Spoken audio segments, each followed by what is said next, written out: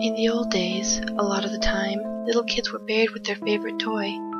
It could be anything. A wooden sailboat, a little baseball bat, an old doll, anything the kid loved. Beth Parsons' toy, a Ragdoll with 2 blue button eyes, was buried with her when she died, just like that. 2 weeks after the funeral, when her father found the doll laying on the front porch, he decided there must have been a mistake and quietly reburied it. A week and a half after that, when Beth's mother found the doll, dirty and wet, on the floor of Beth's old playroom, she brought it to the family priest, and together they blessed it and buried it again in the little girl's plot. When they found the doll the 3rd time, sitting up on Beth's old bed, there was a little note that said, "It's too cold and dark in there. I don't like it. Why won't you let me come home?"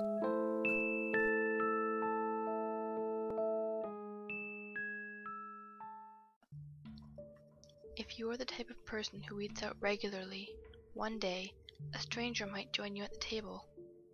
The stranger will always appear to be of your age and sex, and he, if it is a he, will only appear if you are alone.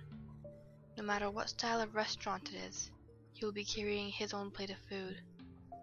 After a few seconds, he'll look directly at you and say, "You seem like an interesting person. May I know you better?" Say yes, and he will begin to ask you questions about yourself in between bites. These questions will be innocuous enough at first, what your name is, what you do for a living, and so forth. But should you open your mouth to answer, you'll be forced to tell the truth, even if you do not consciously know what the truth is.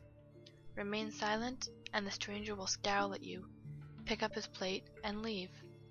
You'll never see him again. If you do indulge his questions, however, they will grow darker and darker as the food leaves his plate, and it will become harder and harder to resist answering. Do not attempt to leave the table before he does, under any circumstances. When his plate is clean, he will stand up to leave, but not before asking you one last, irresistible question. What would drive you to take your own life? You will instantly be aware that you will be able to lie in response to this question, and I suggest you do, for whatever you describe will come to pass within the week. Those who are canny may use this chat to gain whatever they desire, but know that if the happenstance you name does not drive you to suicide, the stranger will start guessing as to what will. And consider how much he now knows about you.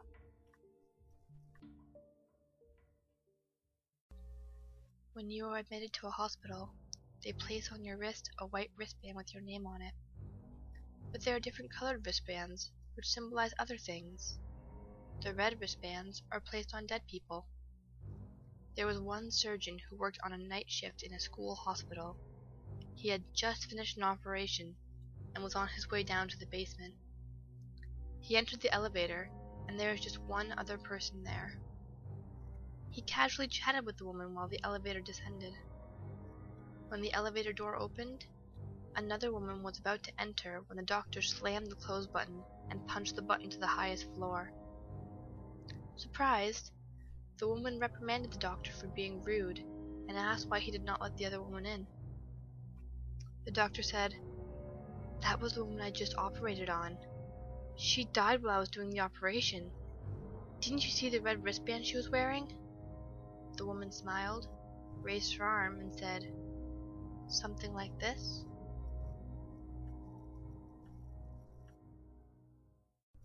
Ever feel like you're being watched? Awful feeling, isn't it? You can feel the eyes on you, watching you. You aren't sure what emotion they're watching you with. It could be lust, it could be hatred, it could be fear. You're not too sure, but you know you don't like it. You quickly run through a mental checklist. Did I lock the door tonight? Is my alarm set? Are the windows drawn? You answer yourself in the affirmative in all cases, and relax a little. You're in your cozy little house, safe from the outside world, alone. You still feel it, the eyes pressing down on your neck, just watching you go about your business. You know you're safe. You did lock everything out, right? But then a thought enters your head. What if someone was already here? A simple answer, really. That just means instead of locking him out, you locked him in. With you. Alone. Your heart starts to race. Your eyes look at every corner.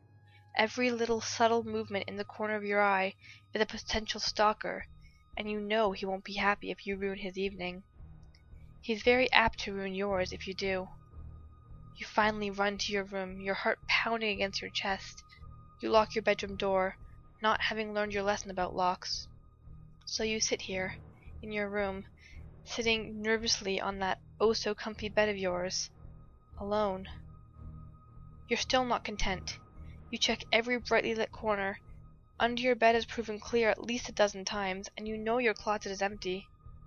So you breathe a sigh of relief and sit comfortably on your bed. You scold yourself for being such a child.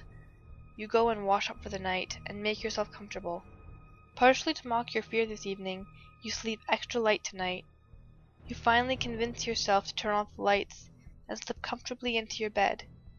You drift quietly off to sleep, a smile on your face. You're now safe and sound until the morning. So you sleep, mocking your phantoms with your quiet slumber and skimpy nightwear. You sleep. Alone. Finally, you are asleep. Such a bothersome evening this has been. So inconvenient and fruitless. Finally, you are convinced that you are alone. And you are. With me.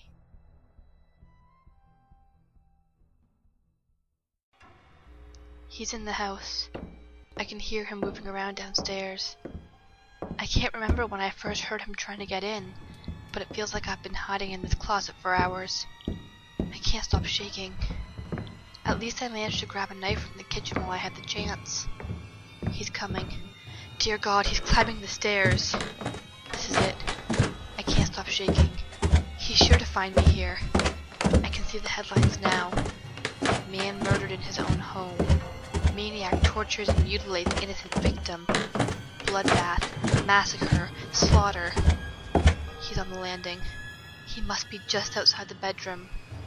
Please, God, give me the strength that I need to get through this. I just can't stop shaking. But I mustn't let out a breath, or he'll surely hear me. This is it. I can see the papers, like scenes from a horror movie, butchered with a kitchen knife. Intruder lay in wait. He's opening the door. He's here. This is it. But I still can't stop shaking. I'm far too excited. I've been waiting for him to get home for hours.